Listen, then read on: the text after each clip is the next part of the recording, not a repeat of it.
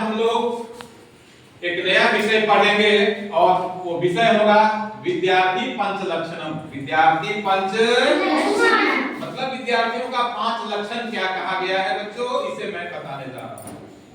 देखिए बच्चों, क्या है ना कि मनुष्य के जीवन में सबसे बेहतर जीवन, सबसे सुंदर जीवन है विद्यार्थी का जीवन। क्या है? विद्यार्थी का जीवन। कि विद्यार्थी लोग पढ़ लिख करके अपने भविष्य को बनाते हैं। विद्यार्थी लोग मन लगा के पढ़ते हैं, उनका भविष्य अच्छा होता है और वो देश के सुयोग्य नागरिक बन जाते हैं। इसलिए विद्यार्थी जीवन सबसे सुंदर जीवन है। और विद्यार्थियों को क्या करना चाहिए, विद्यार्थियों के लिए 5 लक्षण बताए गए हैं जिसे मैं बताने जा रहा हूं।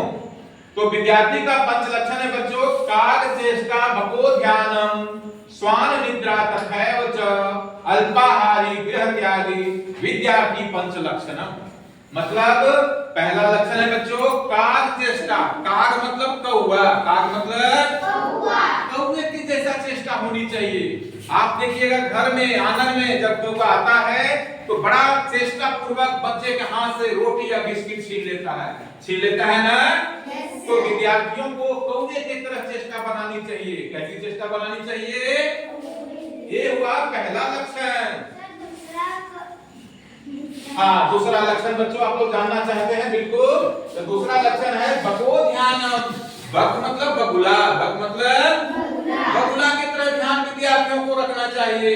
आप लोग पानी में, तालाब में, नदी में, जलाशय में कहीं देखिएगा बगुला ध्यान में रहता है। कभी कभी एक पैर पर खड़ा रहता है और जैसे मछली आती है झट से उसको पकड़ लेता है ना। तो बगुले की तरह ध्यान विद्यार्थी को रखना चाहिए। ये हो गया दूसरा लक्षण। हाँ बच्चों, तीसरा लक्षण बिल्कुल सही, स्वान निद्रा। स्वान मतलब कुत्ता, स्वान मतलब कुत्ता। विद्यार्थी को कुत्ते की तरह सोना चाहिए, मतलब हल्की नींद में सोना चाहिए। बच्चों, विद्यार्थी लोग को कभी भी गहरी नींद में नहीं सोना चाहिए। गहरी नींद में सोएंगे तो समय पर जगेंगे नहीं, पढ़ाई आपकी रुक जाएगी, है ना। तो देखिए कुत्ता लोग क्या होता है, हल्की सी आहट हुई और जाग गए, भौंकने लगे। इसलिए हल्की नींद में विद्यार्थी को सोना चाहिए। ये हुआ तीसरा नियम।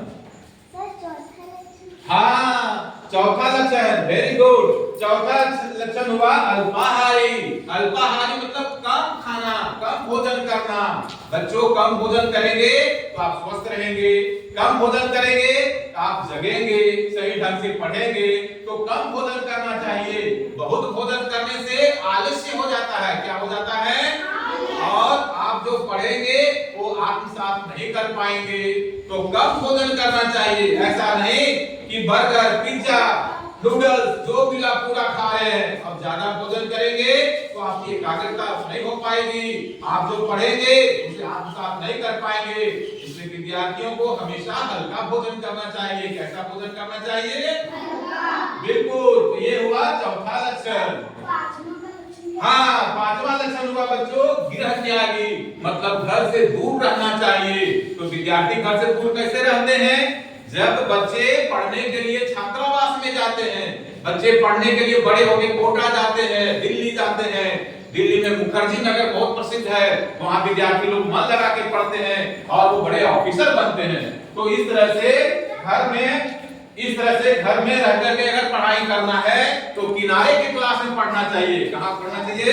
किसी किनारे छोटा सा रूम में पढ़ना चाहिए जहाँ कोई आए नहीं, शांति बनी रहे, ऐसी जगह में आपको पढ़ना चाहिए। तो बच्चों, इस तरह से अगर आप मेहनत करेंगे, इस तरह से अगर आप पढ़ाई करेंगे तो आपको जीवन में कभी दिक्कत नहीं होगी, आपकी पढ़ाई अच्छी होगी और आप देश का एक सुयोग्य नागरिक बनेंगे।